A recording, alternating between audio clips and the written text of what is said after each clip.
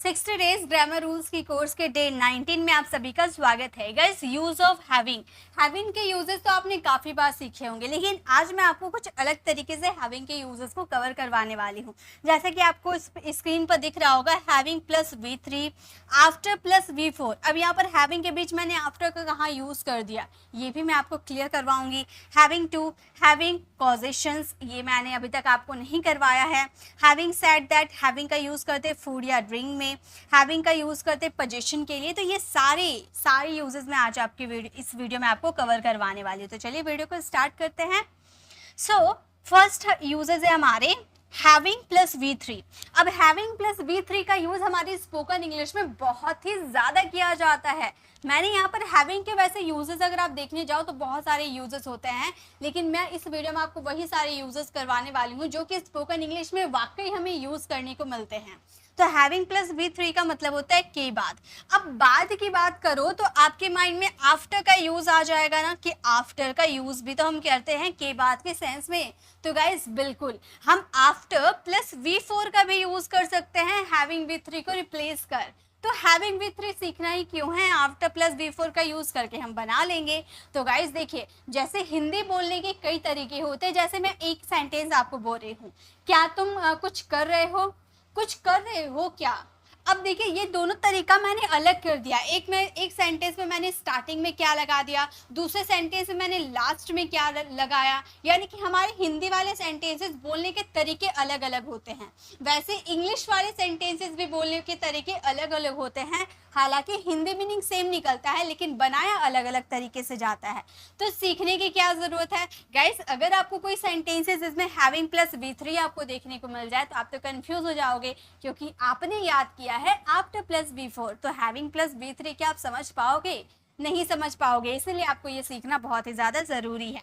तो हैविंग मैं आपको दोनों यूजेस बताऊंगी, having plus V3, after plus V4, दोनों तरीका बताऊंगी कि कैसे आपको यूज करने हैं।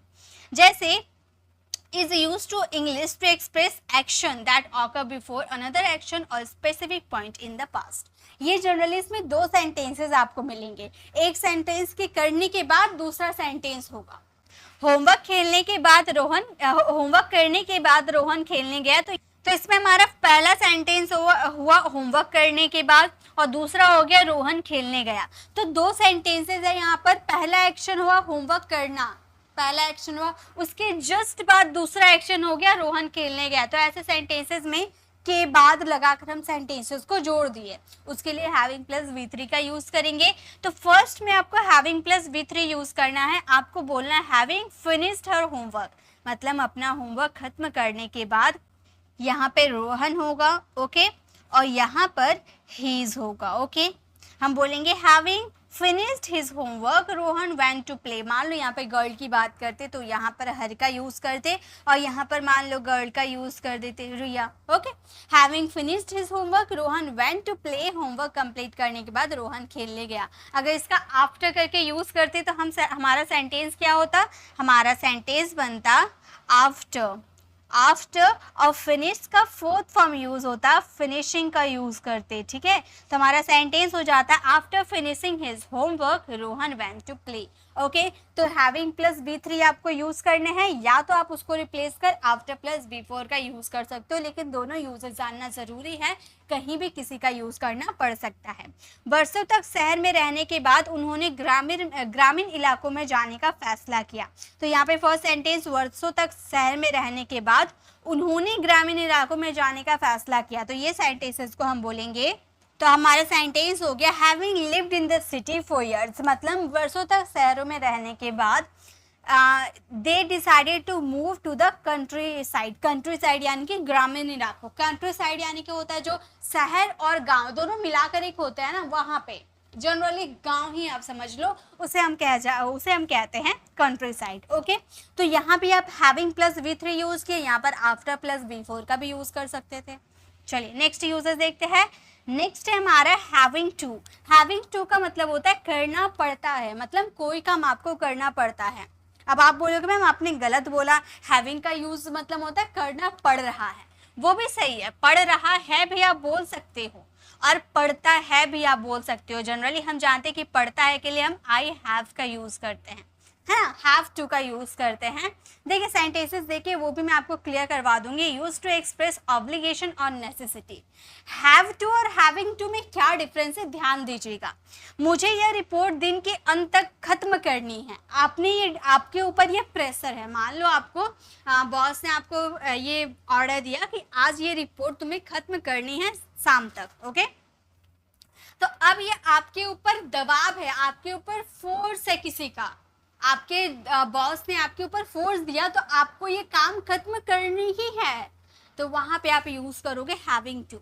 और इसका मतलब आप हैव टू का मतलब क्या होता है कि कोई काम करनी है लेकिन वो मुझे ऐसा लगता है कि मैं अगर आज ये काम कर लेती हूँ तो मैं कल दूसरा काम कर लूंगी।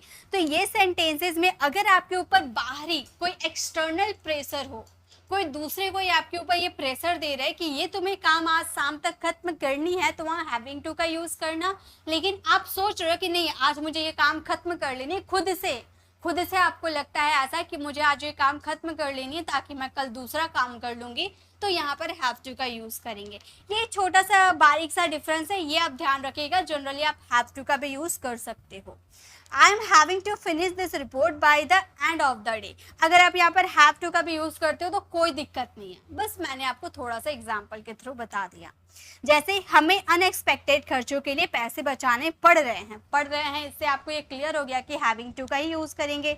तो हमारा ये सेंटेंसेस हो जाएगा we are having to save money for unexpected expenses. तो हमारा सेंटेंस हो गया we are having to save money for unexpected expenses, यानी कि हमें अनएक्सपेक्टेड खर्चों के लिए पैसे बचाने पड़ रहे हैं। नेक्स्ट हमारा देखिए, नेक्स्ट हम यूज करेंगे हैविंग का कॉजेशंस।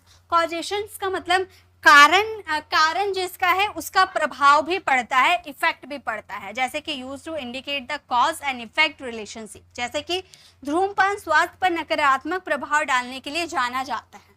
ये कॉज है जिसका प्रभाव पड़ता है हेल्थ पर। ये धूम्रपान करने से इसका हम जानते हैं कि अगर हम धूम्रपान करेंगे यानी कि ये धूम्रपान हमारा कारण है जिसका प्रभाव हमारी हेल्थ पर पड़ता है। ठीक है, हम कोई एक्शन कर रहे हैं जिसका प्रभाव हमारे ऊपर पड़ता है, यानी कि कॉज भी है और इफेक्ट भी है। वैसे सेंटेंसेस को बनाने के लिए भी हम हैविंग का यूज करते हैं। Smoking is non for having negative effects on health. Smoking is known for having negative effect on health, मतलब धूम्रपान स्वास्थ्य पर नकारात्मक प्रभाव डालने के लिए जाना जाता है। कॉज है, ये कारण है जिसका प्रभाव हमारी हेल्थ पर पड़ता है। ओके, प्रदूषण पर्यावरण पर हानिकारक प्रभाव डालने के लिए कुख्यात है, नोटोरियस। कुख्यात मीन्स नोटोरियस।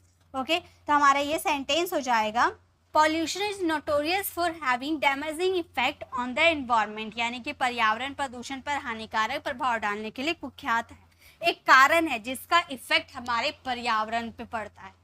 ओके, चलिए नेक्स्ट देखिए। नेक्स्ट अब हम बात करेंगे having said that. Having said that का यूज किया जाता है is a transitional experience used to English to introduce a contrasting और qualifying statement for making a previous point. यानी कि ये कॉन्ट्रास्ट बताता है, यानी कि अपोजिट होता है, विरोधाभास होता है। इनमें दो सेंटेंसेस होते हैं, दोनों सेंटेंसेस एक दूसरे से थोड़े अपोजिट होते हैं, यानी कि कॉन्ट्रास्ट होते हैं। जैसे मैं आपकी कड़ी मेहनत की सराहना करता हूँ, एक तरफ तो आपने उसकी तारीफ कर दी, लेकिन इतना मतलब पर इसके बावजूद भी आपने कई गलतियां की। एक तरफ से आपने उसकी तारीफ कर दी, दूसरी तरफ आपने उसकी गलतियां भी गिना दी। तो ये एक तरह से कॉन्ट्रास्ट है, यानी कि विरोधाभास है, ऑपोजिट है। तो ऐसे वाले सेंटेंसेस में आप हैविंग सेड दैट का यूज करते हैं। I appreciate your hard work, मतलब मैं तुम्हारी हार्ड वर्क की सराहना करता हूँ। बट हैविंग सेड दैट, लेकिन इसके बावजूद भी यू मेड मैनी मिस्टेक्स, आपने बहुत सारी गलतियां की हैं। ओके, रेस्टोरेंट एक शानदार मेन्यू है, रेस्टोरेंट में एक शानदार मेन्यू है, इसके बावजूद भी सेवा में सुधार किया जा सकता है। एक तरह से आपने उसकी तारीफ कर दी कि रेस्टोरेंट में एक अच्छा मेन्यू है, दूसरी तरफ आपने उसका अपोजिट कर दिया कि इसमें अभी सेवा में सुधार होना बाकी है, मतलब इसमें सुधार किया जा सकता है। तो इस सेंटेंसेस को हम बोलेंगे, हमारा सेंटेंस हो गया the has a fantastic menu, having said that the service could be improved, मतलब इसमें सुधार किया जा सकता है। तो इस तरह से आप इसे समझोगे, मतलब ये एक दूसरे से अपोजिट होते हैं, कॉन्ट्रास्ट होते हैं। एक तरह से आपने उसकी तारीफ कर दी, दूसरी तरह से उसमें कोई ना कोई आपने कमी भी निकाल दी। ओके, नेक्स्ट देखिए। नेक्स्ट हम हैविंग का यूज करेंगे फूड या ड्रिंक के सेंस में, यानी कि खाने पीने के सेंस में भी हम हैविंग का यूज करते हैं, ये मैंने आपको कवर करवाया है। जैसे कि हमारा सेंटेंस है use to express the act of consuming और इंजॉइंग फूड। जैसे कि मुझे बगीचे में नाश्ता करना पसंद है, ठीक है, तो यहाँ पर नाश्ता करना यानी कि having breakfast. I love having breakfast in the garden. Having का यूज यहाँ पर खाने के सेंस में हुआ है। हम यहाँ पर ईटिंग का भी यूज कर सकते थे, I love eating breakfast in the garden. Eating का यूज कर सकते थे, लेकिन हमने यहाँ पर हैविंग का यूज किया, क्योंकि हैविंग का यूज किया जाता है खाने पीने के सेंस में। ओके, सोने से पहले एक गिलास गर्म दूध पीने से आराम मिल सकता है, तो हम ये सेंटेंसेस को बोलेंगे having a glass of warm milk. Having a glass of warm या हॉट मिल्क का भी यूज कर सकते हो, ठीक है, गर्म दूध यानी कि warm milk before bed can be relaxing, bed can be relaxing।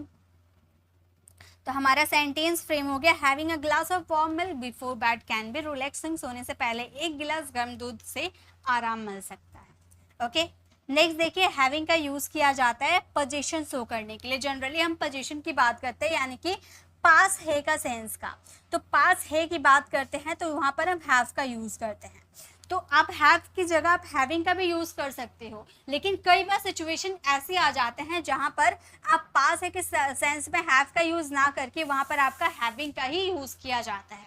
Example के थ्रू बताती हूँ। यूज टू इंडिकेट पोजीशन और ऑनरशिप, यानी कि अधिकार की बात करेंगे। मेरे पास एक स्मार्टफोन है, आई एम हैविंग अ स्मार्टफोन। या फिर आप ये सेंटेंसेस को बोल सकते हो आई हैव अ स्मार्टफोन।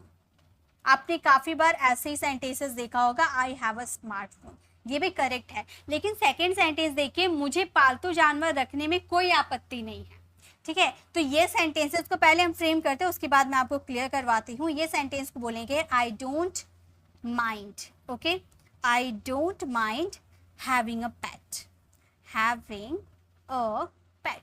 मुझे पालतू जानवरों को रखने में कोई आपत्ति नहीं। लेकिन आप यहाँ पर हैविंग का यूज किए, यहाँ पे आप सोचोगे कि हैव अ पेट का यूज कर दे तो क्या ये सही हो जाएगा? जी नहीं, आपको माइंड के बाद हैविंग का ही यूज करना है। I don't mind having a pet, यहाँ पर हैविंग का ही यूज होगा।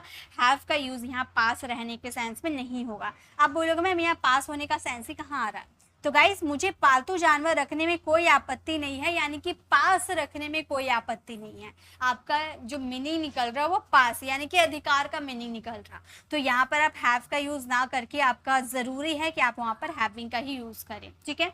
फर्स्ट वाले सेंटेंस में आप हैव का यूज करो या हैविंग का यूज करो, दोनों ही करेक्ट है, लेकिन सेकेंड सेंटेंस में हैविंग का ही यूज करना है। तो ये आज के इस वीडियो में मैंने आपको ये सारे यूजेस करवाए हैं। ये जैसा आपको स्क्रीन पर दिख रहा हो, ये सारे यूजेस मैंने करवाए। देखिए, मैंने इससे पहले भी हैविंग की क्लास में करवा रखी हूँ, तो उसमें मैंने कुछ अलग अलग यूजेस बताए, इनमें कुछ अलग अलग यूजेस बताए। तो अगर आपको वो भी हैविंग के वीडियो को देखना है तो लेफ्ट साइड क्लिक करके आप हमारे पहले वाले हैविंग के यूजेस को सीख सकते हो। और इसमें मैंने कुछ अलग तरीके से आपको करवाए हैं। वीडियो कैसे लगी कॉमेंट में ज़रूर बताइएगा, और इसकी जितना से जितना आप प्रैक्टिस करोगे ना, उतना आपको ये समझ में आएगा। तो प्रैक्टिस सबसे ज़्यादा ज़रूरी है, प्रैक्टिस करो। अगर फिर भी नहीं समझ में आते तो मुझे कमेंट करना, मैं फिर से इसे क्लियर करवा दूंगी। जितनी बार आपको करना होगा उतनी बार मैं करवा दूंगी। ओके, अगर आपको हमारे 60 डे ग्रामर रूल में आप कोर्स को ज्वाइन करना चाहते हो तो लेफ्ट साइड क्लिक करके आप हमारी प्लेलिस्ट में जाकर 60 ग्रामर रूल्स पॉडकास्ट में आप जाओगे ना, तो वहाँ पर आपको 60 ग्रामर रूल्स की जो कोर्स मिलेगी उसे आप ज्वाइन करके वहाँ पर आप डे बाय सीक्वेंस बाय सारे वीडियोस को देखोगे तो वहाँ तक आपको समझ में आ जाएगी। ये हमारे डे 19 है, डे 18 तक आपको वहाँ पे अपलोड हुआ मिल जाएगा। ओके, अगर आप हमारे चैनल पर नए हो, मेरे पढ़ाने का तरीका आपको पसंद आया तो लाइक कीजिएगा, और हमारे चैनल को सब्सक्राइब कर आने वाले बेल आइकन को जरूर प्रेस कीजिएगा, ताकि रोज आने वाली वीडियोस की नोटिफिकेशन आपको समय पर मिलती रहे। मिलते हैं नेक्स्ट ऐसे इन्फॉर्मेटिव वीडियोस के साथ। Till then bye bye, take care.